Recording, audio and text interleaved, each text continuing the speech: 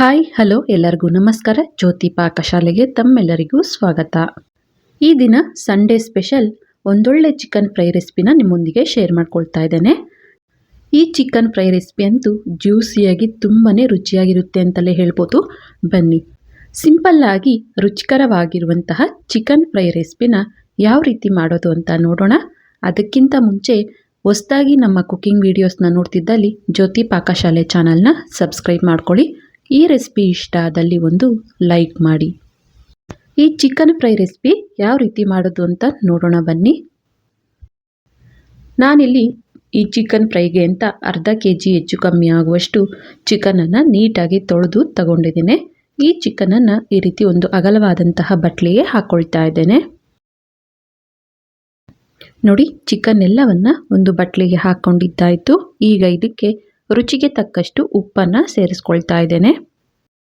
ಅನಂತರ ಇದಕ್ಕೆ 1 tea spoon ಆಗುವಷ್ಟು ಶುಂಠಿ ಬೆಳ್ಳುಳ್ಳಿ ಪೇಸ್ಟನ್ನು ಸೇರಿಸ್ಕೊಳ್ತೇನೆ. ಹಾಗೆಯೇ ಅರ್ಧ ಟೀ ಸ್ಪೂನ್ ಆಗುವಷ್ಟು ಅಚ್ಚಕಾರದ ಪುಡಿ, ಅನಂತರ ಅರ್ಧ ಟೀ ಸ್ಪೂನ್ ಆಗುವಷ್ಟು ಧನಿಯಾ ಪುಡಿ, 1/4 ಟೀ ಸ್ಪೂನ್ ಆಗುವಷ್ಟು ಅರಿಶಿನ ಸೇರಿಸ್ಕೊಳ್ತೇನೆ. ಹಾಗೆಯೇ ಇದಕ್ಕೆ ಅರ್ಧ ಕಪ್ ಆಗುವಷ್ಟು ಗಟ್ಟಿ ಮೊಸರನ್ನ ಸೇರಿಸಿ ಚೆನ್ನಾಗಿ ಇದನ್ನು ಈ ರೀತಿಯಾಗಿ ಮಿಕ್ಸ್ ಮಾಡ್ಕೊಳ್ಬೇಕಾಗುತ್ತೆ. ಚಿಕನ್ನಿಗೆಲ್ಲ ಉಪ್ಪು ಖಾರ ಮೊಸರು ಎಲ್ಲ ಹಿಡಿಯೋ ರೀತಿ ಚೆನ್ನಾಗಿ ಇದನ್ನು ಈ ರೀತಿ ಮಿಕ್ಸ್ ಮಾಡಿ ಈಗ ಇದನ್ನು ಒಂದು ಹಾಫ್ ಆನ್ ಅವರ್, ಒಂದು ಅರ್ಧ ಗಂಟೆ ಆದರೂ ನೆನೆಯಲಿಕ್ಕೆ ಬಿಡಬೇಕಾಗುತ್ತೆ. ನೋಡಿ, ಚೆನ್ನಾಗಿ ಮಿಕ್ಸ್ ಮಾಡಿದ್ದಾಯಿತು. ಈಗ ಇದನ್ನು ಒಂದು ಅರ್ಧ ಗಂಟೆ ನೆನೆಸಿಡ್ತೇನೆ. ಈ ರೀತಿಯಾಗಿ ಚಿಕನ್ನಿಗೆ ಮೊಸರನ್ನು ಹಾಕಿ ನೆನೆಸಿಟ್ಟು ಮಾಡೋದ್ರಿಂದ ಜ್ಯೂಸಿಯಾಗಿ ಚೆನ್ನಾಗಿರುತ್ತೆ ಚಿಕನ್ ರೆಸಿಪಿ. ನಂತರ ನಾನಿಲ್ಲಿ ಗ್ಯಾಸ್ ಮೇಲೆ ಬಾಣಲೆನ ಇಟ್ಟು ಗ್ಯಾಸನ್ನು ಹಚ್ತೇನೆ. ಈ ಬಾಣಲೆಗೆ ಎಣ್ಣೆನ ಹಾಕ್ಕೊಳ್ತಾ ಇದ್ದೇನೆ. ಎಣ್ಣೆ ಬಿಸಿಯಾಗಿದ್ದೇನೆ ನಾವು ನೆನೆಸಿಟ್ಟಂತಹ ಚಿಕನನ್ನು ಇದಕ್ಕೆ ಸೇರಿಸ್ಕೊಳ್ತಾ ಇದ್ದೇನೆ. ಹೊರಗೆ ಬೇಕಾದರೂ ಇದನ್ನು ನೆನೆಸಿಡ್ಲಿಕ್ಕೆ ಇಡ್ಬೋದು ಅಥವಾ ಫ್ರಿಜ್ಜಲ್ಲಾದರೂ ಇಡ್ಬೋದು.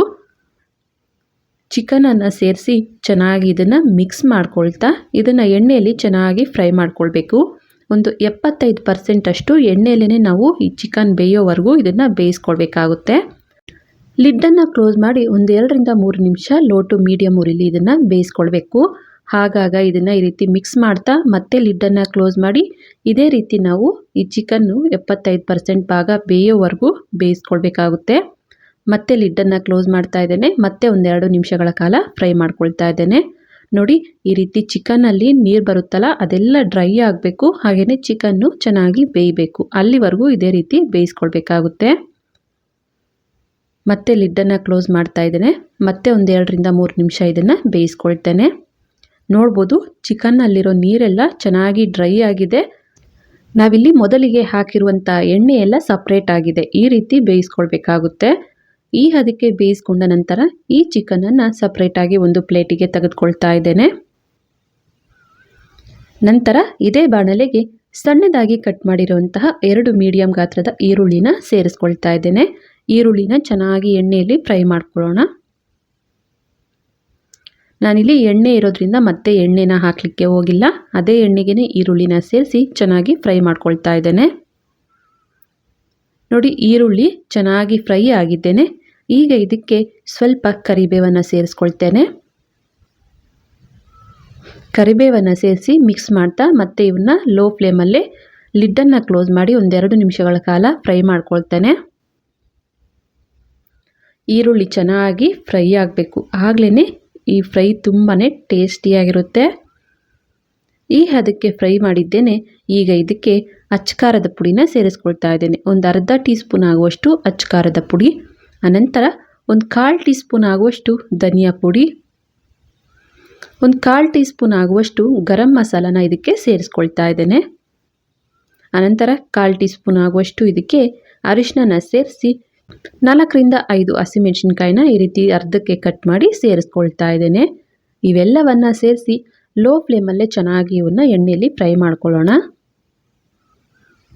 ಈ ರೀತಿ ಮಸಾಲೆ ಪದಾರ್ಥಗಳನ್ನು ಸೇರಿಸಿ ಲೋ ಫ್ಲೇಮಲ್ಲೇ ಒಂದು 2 ನಿಮಿಷ ಫ್ರೈ ಮಾಡಿದ್ದೇನೆ. ಈಗ ಇದಕ್ಕೆ ನಾವು ಮೊದಲಿಗೆ ಎಣ್ಣೆಯಲ್ಲಿ ಫ್ರೈ ಮಾಡಿರುವಂತಹ ಚಿಕನನ್ನು ಸೇರಿಸ್ಕೊಳ್ತಾ ಇದ್ದೇನೆ. ಚಿಕನನ್ನು ಸೇರಿಸ್ಕೊಂಡು ಚೆನ್ನಾಗಿ ಇದನ್ನು ಮಿಕ್ಸ್ ಮಾಡಬೇಕಾಗುತ್ತೆ. ಈರುಳ್ಳಿ ಈ ಚಿಕನ್ ಎಲ್ಲ ಚೆನ್ನಾಗಿ ಮಿಕ್ಸ್ ಆಗೋ ರೀತಿ ಇದನ್ನು ಮಿಕ್ಸ್ ಮಾಡ್ಕೊಳ್ಳೋಣ.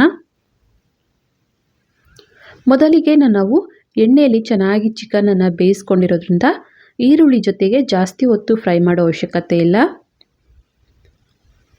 ಈ ರೀತಿಯಾಗಿ ಚೆನ್ನಾಗಿ ಇದನ್ನು ಮಿಕ್ಸ್ ಮಾಡ್ತಾ ಲೋ ಟು ಮೀಡಿಯಮ್ ಉರಿಲಿ ಇದನ್ನು ಬೇಯಿಸ್ಕೊಳ್ಬೇಕಾಗುತ್ತೆ.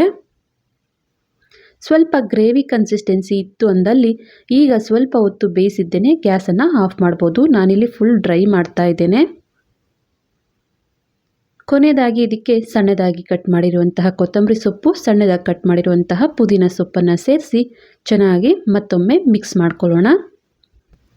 ಇನ್ನು ಯಾರೆಲ್ಲ ಸಬ್ಸ್ಕ್ರೈಬ್ ಮಾಡ್ಕೊಳ್ತೆ ವಿಡಿಯೋನ ನೋಡ್ತಿದ್ದಲ್ಲಿ ಪ್ಲೀಸ್ ಸಬ್ಸ್ಕ್ರೈಬ್ ಮಾಡ್ಕೊಳ್ಳಿ. ಬೆಲ್ ಐಕಾನ್ ಮೇಲೆ ಕ್ಲಿಕ್ ಮಾಡಿ ಆಲ್ ಅನ್ನೋ ಆಪ್ಷನ್ನ ಆನ್ ಮಾಡ್ಕೊಳ್ಳಿ. ನಾನು ಯಾವುದೇ ಹೊಸ ವಿಡಿಯೋನ ಅಪ್ಲೋಡ್ ಮಾಡಿದ್ರೂ ನಿಮಗೆ ನೋಟಿಫಿಕೇಷನ್ ಬರುತ್ತೆ. ನೋಡಿ, ಈ ರೀತಿ ಮಿಕ್ಸ್ ಮಾಡ್ತಾನೆ ನಾವು ಚೆನ್ನಾಗಿ ಚಿಕನನ್ನು ಫ್ರೈ ಮಾಡ್ಕೊಳ್ಬೇಕಾಗುತ್ತೆ. ನಾನಿಲ್ಲಿ ಮೊದಲಿಗೆ ಹೇಳಿದ ಹಾಗೆ ಗ್ರೇವಿ ಕನ್ಸಿಸ್ಟೆನ್ಸಿ ಸ್ವಲ್ಪ ಇರಲಿ ಅಂದಲ್ಲಿ ಈ ಹದಕ್ಕೆ ನಾವು ಗ್ಯಾಸನ್ನು ಆಫ್ ಮಾಡ್ಕೊಳ್ಬೋದು. ನಾನಿಲ್ಲಿ ಇನ್ನೂ ಸ್ವಲ್ಪ ಡ್ರೈ ಆಗಿ ಮಾಡ್ತಾ ಇದ್ದೇನೆ, ಹಾಗಾಗಿ ಇನ್ನೂ ಚೆನ್ನಾಗಿ ಇದನ್ನು ಫ್ರೈ ಮಾಡ್ಕೊಳ್ತಾ ಇದ್ದೇನೆ. ನೋಡಿ, ಚೆನ್ನಾಗಿ ಡ್ರೈ ಆಗಿದೆ. ಈ ಹದಕ್ಕೆ ನಾವು ಈ ಚಿಕನನ್ನು ಫ್ರೈ ಮಾಡ್ಕೋಬೇಕಾಗುತ್ತೆ.